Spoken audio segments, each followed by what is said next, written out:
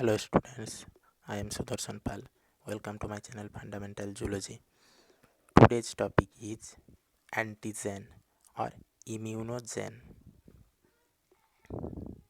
The word antigen means foreign particle and the word immunogen means the foreign particle which makes immune response in the body.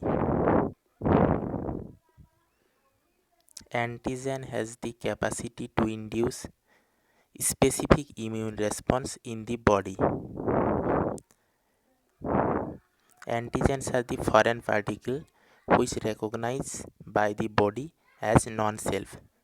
That means it is not a self molecule. Antigens are commonly large molecules. There are mainly two types of antigens. These are chemical and biological.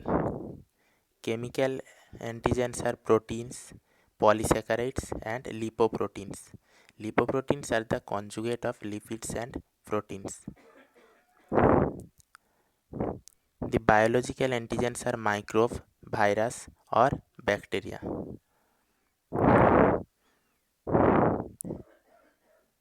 Antigen are the macromolecules, which means large molecules that elicit immune response in the body.